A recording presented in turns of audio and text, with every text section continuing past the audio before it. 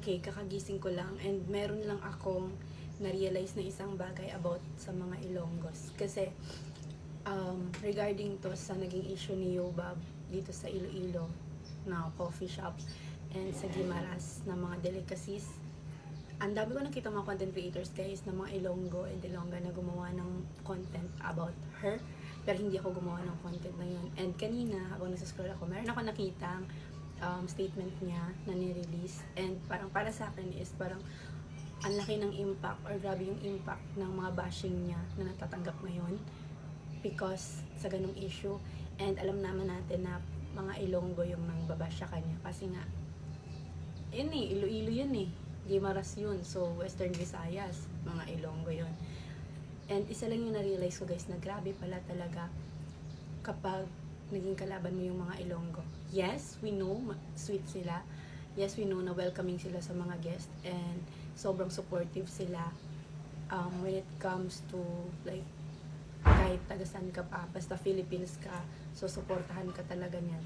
Pero once na shiname nyo sila and parang natapakan nyo yung pagkatao nila, hindi, let's say hindi naman pagkatao, pero when it comes to Iloilo kasi, grabe yung ayaw namin na ginaganyan yung namin, yung lugar namin. So ako, hindi ako nag-content about nun. Pero syempre nasad ako nun.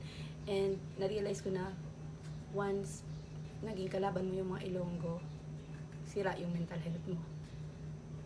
Grabe, gidya sila mamburyog. Mapatay utok mo kapanumdum nga. Grabe, gini sila. Te, nami. Ako hindi ako nag-ano nun guys ha. And wala lang, parang sabi ko, grabe pala talaga yung impact kapag mga Ilonggo na yung nang basyayo. Sobrang iba talaga. Tanan nga yaw-yaw guro man. Ay! Tanan mabaton mo gid. Mahibik ka gid.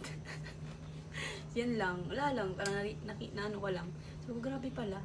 Grabe pala, no? Pag Ilonggo na pala yung nang basyayo. Kasi, meron naman daw siyang mga naging bashers before, pero hindi ganun yung impact. Siyempre, hindi yun Ilonggo yung mga bashers niya for sure. Hindi yun mga Ilonggo. Eh ngayon, mga Ilonggo yung mga naging bashers niya. And grabe yung naging reaction niya. Or parang, grabe pala yung impact sa kanya. So, yun lang.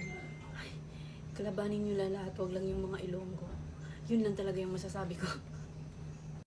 And, may sasabihin pala ako sa mga kapwa ko Ilonggo and Ilongga, let's stop the bashing na lang kasi what's done is done and siguro naman pinagsisihan niya na and na-realize niya na yung mali niya unless hindi niya pa rin talaga ina-admit yung naging mali niya doon. Pero siguro na lang patawarin na lang natin kung kaya nyo naman ipatawarin, no? So, tek lang. Ang ganda ng skin ko ngayon. Ang ganda ko ngayon. Kakagising ko lang, guys. Pero yun nga, na lang, guys. Let's forgive and forget. Yan, guys. Wag tama na yung pangbabash, guys. Kasi tao lang naman po sila. And siguro, nadala lang ng damdamin. Ganyan. Yan lang. And alam ko naman na mapagpatawad yung mga Ilonggos and mapagmahal pa din sila. Yun lang gusto ko sabihin na mahirap pala talaga kaaway ang mga Ilonggo.